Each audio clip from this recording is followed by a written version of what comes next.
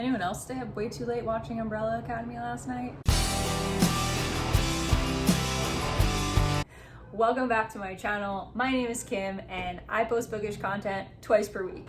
So today I'm here to do my August TBR, and I'm gonna start with some mystery thrillers since it's very mystery thriller heavy this month. I've been super into isolated mysteries and I have a ton of them on my TBR this month. The first, ironically, is called The Last by Hannah Jameson. This one is described as a dystopian psychological thriller, which, what? I don't think I've ever heard those two genres combined to describe one book, but I'm totally intrigued. This one is about an American man who is stuck at a Swiss hotel after a nuclear war begins. He ends up stranded there with 19 other survivors. The news outlets go dark, and they have no idea if there's anyone alive outside of the hotel. 2 months later, after several people have given up hope and killed themselves off, they find the body of a young girl on the hotel premises. So it goes from being a dystopia to a whodunit. Not sure how that's going to turn out, but I'm super excited to find out. This one is probably going to be the first one that I pick up. Next up, we have The Woman in Cabin 10 by Ruth Ware. This one is about a journalist who is put on assignment on a luxury cruise ship, and at first she thinks, awesome, that's an easy assignment.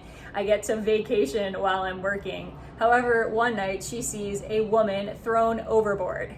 She is obviously concerned, but finds that all of the passengers are present and accounted for the following day. So she has no idea who this woman is or if she imagined what happened, but no one seems to know that she was on board. This one sounds, again, like an awesome isolated mystery. I love when a bunch of people are stuck somewhere and they're trying to figure out who done it. Next, we have a more classic mystery. This is The Mysterious Affair at Styles by, I was almost gonna say Hercule Poirot, by Agatha Christie. This is the first in the Hercule Poirot series. I've only read one Agatha Christie prior to this, and that was And Then There Were None, which is obviously a classic Agatha Christie. I know there are probably better Agatha Christie books than this one, but I am so type A when it comes to this stuff, and I cannot start in the middle of a series, even if it's one that doesn't need to be read in order. So I figured start with book one, see how I feel about it. I'm really hoping I can get into Agatha Christie as a writer since I am now into the mystery genre, and she is basically the queen of mystery. Next up, we have another popular mystery writer, and that is Tana French. This is In the Woods, which is the first in her Dublin Squad, I believe, series. And I'm really more interested in the later books in the series, specifically The Secret Place, which takes place at a boarding school, because I love me a good boarding school mystery. But like I said, gotta start at the top of the series, and this is the first one. So this one is about 3 kids who go missing in the woods. One of them comes back bloodied, not able to remember anything that happened to him over the past few hours. Fast forward 20 years later, and this man is now a detective, and a case comes up where a girl goes missing in the very same woods. So he's trying to figure out if the cases are connected, and this is giving me serious Broadchurch vibes, which I absolutely love that show so much. And I've also been completely obsessed with mysteries that take place in the UK, so this will probably be a win for me. The final mystery thriller that I have on my TBR for this month is Death in the Family by Tessa Weigart. This is another detective mystery, and she is a detective working in upstate New York. She's called to a private island when a person is reported missing. There's also a nor'easter happening, so this is gonna be one of those, oh no, we're all stuck on an island while this inclement weather is happening, and I am all for it. It's giving me serious guest list vibes. There is a wealthy family with lots of secrets, and she's gonna have to go figure out who done it. I'm sold. Next, we have 2 horror books, and the first is my Stephen King for the month. I'm actually reading one Stephen King book each month because I'm getting into the horror genre, and he's basically the king of horror. And I also really admire him as a writer, so I wanted to check out as much of his work as I could. What I'm picking up next is Salem's Lot. This is about Ben Mears, who returns to Jerusalem's Lot to investigate a house, the Marston house, which is supposedly haunted. All I know is there are vampires, not the sparkly kind, and a haunted house, and I feel like this one is gonna be a Stephen King that I really enjoy. I'm not a huge fan of vampires. I think I was traumatized from the Twilight years, but I love a haunted house story, and this one will fit perfectly into one of the prompts for the readathon that I'm going to participate in later this month, which I will talk about towards the end of my video. The second horror book that I have for this month is The Only Good Indians by Stephen Graham Jones, and this one is actually for the Read Harder Challenge, which I participate in every year, and it's run by Book Riot. I'll link the challenges below if you want to jump in late and try to participate. There are 24 prompts, and they're basically pushing you to read more diversely and read outside of your comfort zone.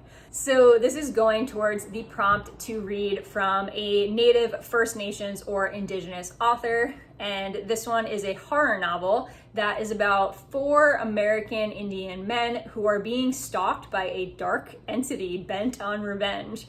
I don't really know what that means, but this is one of my most anticipated releases for this year because I've been wanting to check out Stephen Graham Jones for a while, and this sounds super atmospheric, super creepy, and is supposed to include quite a bit of social commentary, which I love a novel that can pull off a strong plot and social commentary. Very much looking forward to checking this one off. Next up, we have 2 YA books. The first is my Shadowhunters pick for the month. I am additionally reading a Shadowhunters book every single month in an effort to catch up with Cassandra Clare. God knows if I'll ever catch up. She is like churning those books out, but I wanted to know what all the hype's about. And so I started at the very beginning and I am reading them in publication order. So at this point, I am up to Clockwork Angel, which is the first book in the Infernal Devices series. This takes place in the same world as the Mortal Instruments. However, it takes place in Victorian England with different characters.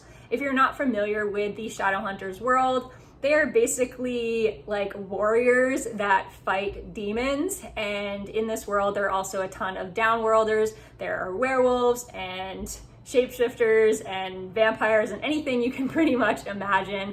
There's a lot of sort of politics to this world, as well as a lot of angsty teenage romance, and I absolutely eat it up. I actually read this one a couple of years ago before I was aware that it was part of a larger universe. I read the entire Infernal Devices series, so I'm interested to do a reread of this now that I have the background of the Mortal Instruments and I can better understand the world and not be completely lost for the first like half of this book.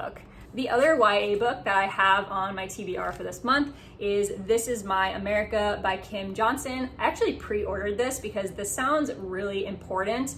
I always push a lot of social justice and diverse books towards my students because I'm really hoping that it will help them grow up to be better people. This one is about a 17-year-old named Tracy who has been writing for years to Innocent's ex, trying to get her father released from death row because he is an innocent Black man. At the same time, as she's running out of time, she has less than a year to get him off of death row. Her brother's promising future is ruined by an accusation that he killed a white girl.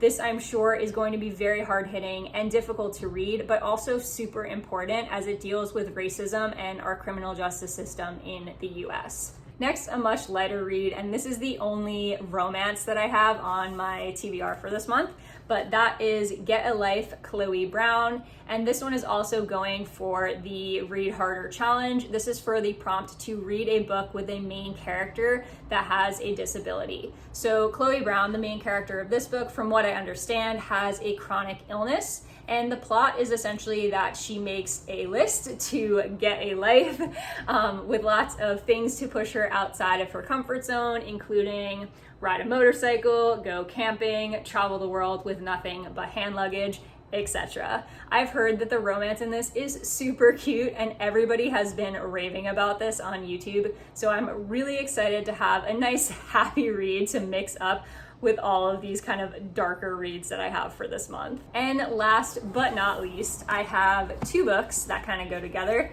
The first is An Absolutely Remarkable Thing by Hank Green. This is a reread for me, but you'll see why I'm rereading this in a minute. And this is about April May, a 20-something who gets internet famous overnight after she posts a viral video on YouTube of these statues that have appeared all over the world. So this is an adult sci-fi, but I really like these books more so for the social commentary about internet culture and just sort of like what fame looks like in our current society. Which leads me to my very final book on my TBR, which is A Beautifully Foolish Endeavor by Hank Green.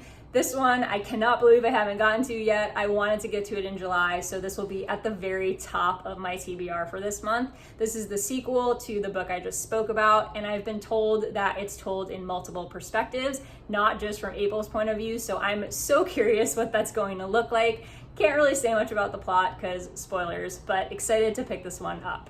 I am also going to be participating in a readathon at the end of this month. It is called Summerween and is run by Gabby Reads and Olivia Reads a Lot. I am so excited for this readathon because it's essentially celebrating Halloween in the summer. Halloween is my very favorite holiday, and as I said, really eaten up those horror books lately. I will link their announcement videos down below if you also are interested in participating. I will definitely post a specific TBR video for that readathon closer to the dates. It is the last week in August. That wraps it up for today's video. If you like this, please consider giving me a thumbs up and subscribing to my channel for more bookish content in the future.